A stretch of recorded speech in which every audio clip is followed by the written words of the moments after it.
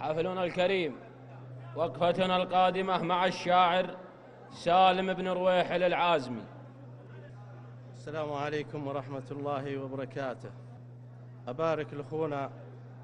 على زواجه كما قال المصطفى صلى الله عليه وسلم: اللهم بارك لهم وبارك عليهم واجمع بينهم في خير. سلام في حفلة هلا الحرشة طحاطيح الرجال،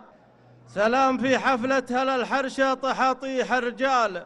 ربعي بني سعدي على وضح النقا ولا ذوي، تحية الإسلام نبدأ به ويقفاها العقال، من جود بن منور يقوله شاعر جاله دوي، وفي حفل عبد الله يعج الطيب وتساق الدلال، يا قهوجي سوق الفنجال وثم تهجر يا بدوي، حياكم الله في حفل راعى الوفا في كل حال، نيابة عن طيب الجدين والعد الروي، أقولها مدري طناخة راس ولا من هبال، مار المهم العلم ما هو بزاد مستوي، شاعر وصوته يفرض الصمتين قبل الاحتلال، ولا مساكين العرب كل على الدرب يعوي، وانتهى من أهل العرف والمعروف سابق لا يزال، ورد الثنا واجب يا عبد الله على حتى الخوي، وانته من أهل العرف والمعروف سابق لا يزال،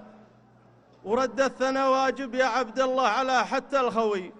واقبل تحيات الوفاء، لكن يا شيخ العيال أنا أشهد أنك من أهل الناموس رجل مرتوي، جدك راعى الحرشة وزعيم القوم يوم الليل طال، وفارس وراعى الرمح واللي ما يصدق ينزوي، جدك راعى الحرشة وزعيم القوم يوم الليل طال، وفارس وراعى الرمح واللي ما يصدق ينزوي، وهذه حقيقة قلتها والصدق لا بده يقال، ومن لا يقول الحق لا من مات مثل المنطوي، والمعذرة يا طيب الجدين وأعمامك خوال، أبيك عرب منسبك الله يغفر له رجال حموي، وجدك راعى الحرشة عقيد القوم ما فيها جدال، اللي اعتزى فيما سبق عما سمعنا عنه رجال رهوي، واهل الشجاعة ما تعرفها غير في يوم الانفعال، والأمر للمعبود لا بده حيل الله قوي.